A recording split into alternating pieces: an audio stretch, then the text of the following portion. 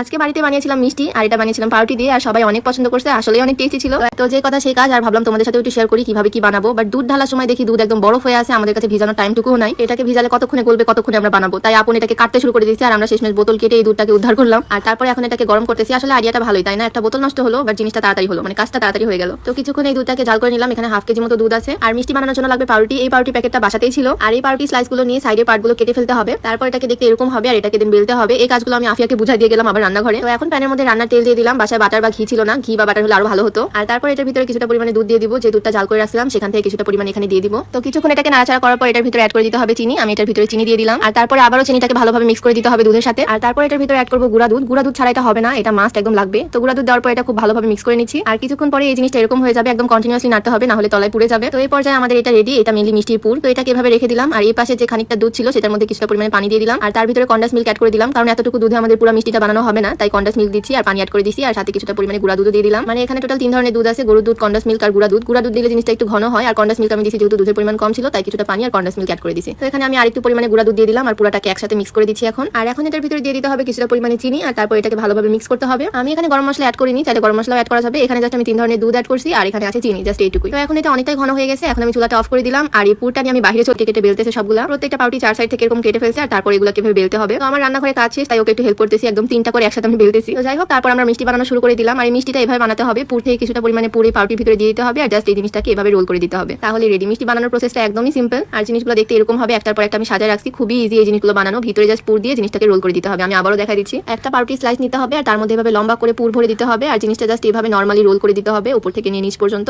আর এইভাবে রেখে দিতে হবে, তাহলে হয়ে যাবে একটা রোল। তো এভাবে এক এক করে আমাদের সবগুলো রোল বানানো কমপ্লিট। এখন আমি যে দুধটা রেডি করে রাখছিলাম, এই দুধটা জাস্ট এই পাউরুটিগুলোর উপরে ঢেলে দিতে হবে। পুরাটার ভিতরে আমি এভাবে দুধটা ঢেলে দিচ্ছি। পাউরুটিগুলো দুধকে চুষে নিবে একদম, আর অনেক সফট হয়ে যাবে। তো আমি এভাবে আস্তে আস্তে পুরাটাতে এভাবে দুধগুলো ঢেলে দিচ্ছিলাম। বেশি হলে সমস্যা নাই, বাট কম হলে একটু সমস্যা। আর তারপর আমি বেঁচে যাওয়া পুরগুলা থেকে একটু একটু করে ছড়া দিচ্ছিলাম উপরে, দেখতেও যাতে সুন্দর লাগে আর খেতেও ভালো লাগবে। তো এই তো আমাদের মিষ্টি রেডি। আর এটা অনেক টেস্টি ছিল, আমার কাছে তো খুবই ভালো লাগে। আমি শিওর সবার কাছে এটা ভালো লাগবে। আর এটা সুবিধা হচ্ছে নিজের টেস্ট অনুযায়ী মিষ্টিটা অ্যাড করা যায়। মিষ্টির পরিমাণ একটু কম হলে আমার মনে হয় ভালো মতো খাওয়া যায়, তাই না? আর যাদের কড়া মিষ্টি পছন্দ তারা চাইলে বেশি করে চিনি ইউজ করতে পারবে, মানে যার যা চয়েস আর কি। তো এখানে বেঁচে যাওয়া পাউরুটি আর বেঁচে যাওয়া পুর দিয়ে আমি আফিয়াকে স্পেশাল মিষ্টি বানাই দিচ্ছি। এটা রোল না, এটা একটু স্যান্ডউইচ টাইপের করে বানাই দিব। একটা পাউরুটি স্লাইস নিচে রেখে তারপরে এই পুরগুলো দিয়ে দিলাম। আর তারপরে আরেকটা পাউরুটি স্লাইস দিয়ে জাস্ট এটাকে কভার করে দিলাম স্যান্ডউইচের মতো। আর তারপরে যে দুধটা ছিল দুধটা উপর দিয়ে ঢেলে দিলাম। টেস্ট কিন্তু একদম সেম, জাস্ট দেখতে একটু আলাদা লাগতেছে, তাই না? আর ওকে একটু উপর দিয়ে ডেকোরেশন করে দিলাম। এটা আমাদের সবার জন্য, আর এটা স্পেশালি আফিয়ার জন্য। আহারে কত স্পেশাল না মেয়েটা। এইভাবেও বানায় খাওয়া যায়, বাট আমার কাছে রোলগুলো দেখতে একটু বেশি সুন্দর লাগে, তাই রোলগুলো বেশি করে বানাইছি। আর জাস্ট একটা বানাইছিলাম আফিয়ার জন্য ভাবে। তো এখন আম্মু আন্টি আর আমাদের সবার খাওয়ার পালা, তাই সবার জন্য আলাদা আলাদা প্লেটে নিয়ে নিচ্ছি। আর সবাই খেয়ে বলছে অনেক টেস্টি হয়েছে, আর আমার নিজের কাছেও ভালো লাগছে। সবাই অনেক পছন্দ করছে। চাইলে তোমরা বাসায় ট্রাই করতে পারো, সবাই পছন্দ করবে। তো থ্যাংক ইউ সো মাচ সবাইকে আমার ভিডিওটা এতক্ষণ দেখার জন্য। সবাই ভালো থাকো, সুস্থ থাকো, হেলদি থাকো। আল্লাহ হাফেজ।